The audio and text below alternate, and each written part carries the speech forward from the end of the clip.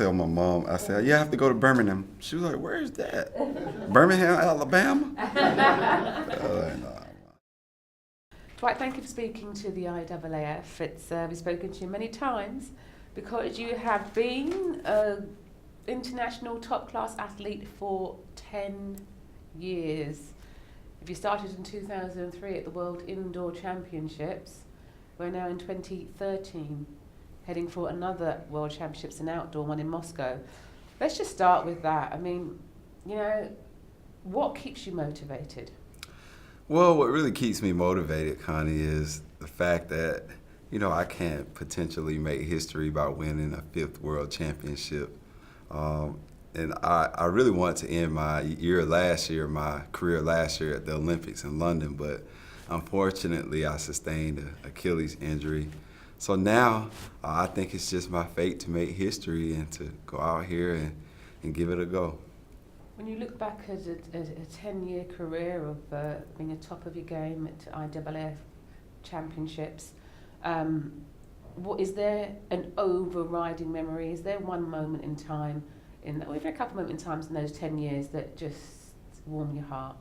Yeah, the moment that really stands out the most to me was 2003, actually, right here in Birmingham. It was the first championship that I had ever won. And that day I had taught myself how to win. And prior to that, like in the NCAAs, I had finished 4th. And even in high school, I never won the state championship in the long jump. And that moment right there was a defining moment for my entire career, to be able to come out victorious. And I took that, I planted that seed, and the flower just blossomed. You do have a bit of a love affair with World Championships. You've won 4 already. You're going for your 5th, and obviously, including the indoor, is 5 already. What is it about the World Championships that's special? Well, I just like the camaraderie of all the athletes, and all the athletes are just pouring their hearts out to get that #1 spot. And we just had such a rich tradition in the long jump in the United States with the great Carl Lewis and Mike Powells and Bob Beamons and Ralph Bostons. And I just wanted to uphold that tradition and just give it my best and give it my all. How has the sport changed, from your first World Championship to going into this 2013 season? How has your event changed? Well, the sport has definitely changed. The athletes are a lot younger, and I'm a lot older. That's one of the major changes. But in the long jump, I think we have a new age of jumpers. They're young, and I think they have the potential to jump very far in the future. But just like when I started out, I didn't jump very far, and as the years progressed, I got better and better, and I jump extremely far. And I think we're just in that time zone right now where the younger athletes are trying to figure it out. And when you are on the circuit and you sort of see the younger long jumpers going through their routines and everything, so what do you say in the back of your mind? Are you sort of like, oh, calm down, laddie, calm down, young man? When you see them going through the thing that you went through in 2003 onwards? Well, actually, I can, sometimes I give them a little bit of advice, just about the technique and all, because I really didn't have anybody to tell me anything. So I just think it's only right to help the event, kind of like evolutionize, and guys jump further than me. Because when I started, I didn't have anybody. I just had to kind of figure it all out. But now the athletes, they're good, and they have great potential, and I'm just happy to be able to compete against them one last time. In Moscow 2013, I'll be 35 years old, and my expectations is to win.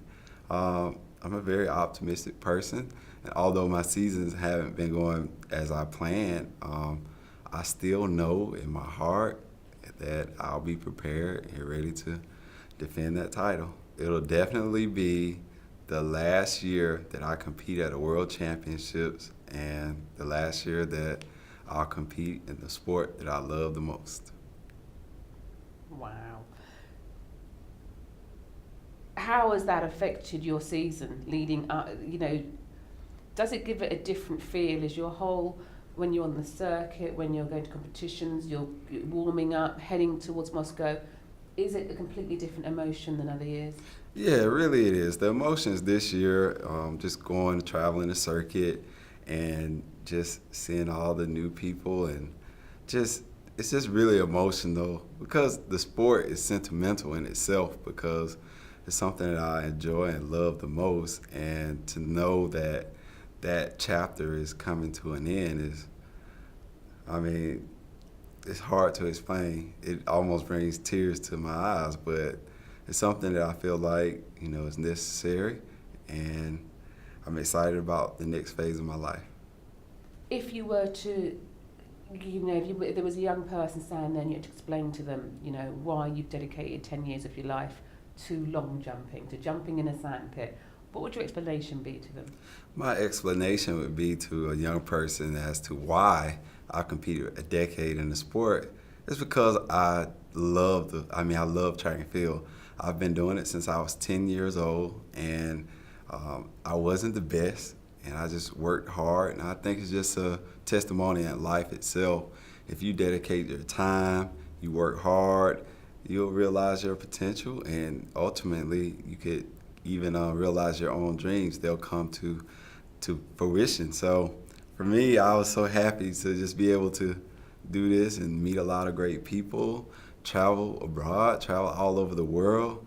It's been amazing, and I would tell them to just cherish that moment and give it their all. What have you disliked in the last 10 years? What have I disliked?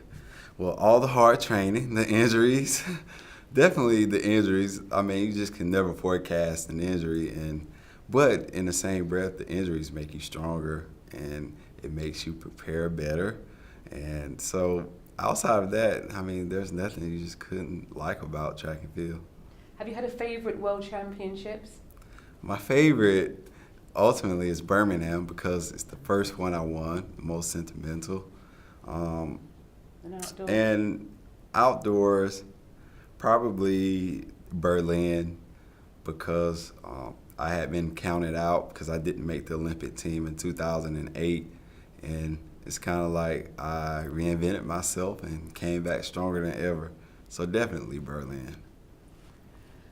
Well, let's move forward to what you're going to do with the rest of your life. At 35, it might be the maturing age as an athlete, but obviously in life, it's a young age. So what's your plans after you retire from track and field athletics? Well, perhaps I'll be working in TV like yourself, but I own a production company right now, and I've been doing a lot of documentaries and commercials and videos and things of that nature. So I'm definitely going to dedicate more of my time to doing documentaries. Currently, I'm working on a piece called The Mind of a Champion. So that's been fun. I've had the opportunity to talk with some of the greats like Kevin Young and Ralph Boston. And, I want to eventually get to Carl Lewis and get inside the mindset of what it takes to be a champion so that we can inspire a whole nother generation of kids. And tell us a little bit about, you have a community outreach program? Yes. My Leap of Faith community outreach is just basically helping the kids with behavioral problems in the school system and trying to serve as just a positive role model and align them on the right path just within life, because ultimately the kids matter the most. They're our future, and I just want to give them the opportunity to maximize their potential. Heading towards Moscow 2013, what is the mind of a champion? Well, the mind of a champion is, being resilient, having a positive, optimistic attitude, no matter how great or how bad things are going. And I have a clear image in my head as to what it's supposed to look like, the form I'm supposed to be in, and where I'm supposed to be at that particular time. And right now, I'm progressing each day, each week, and I feel like I'll be well prepared in 7 weeks' time to make history.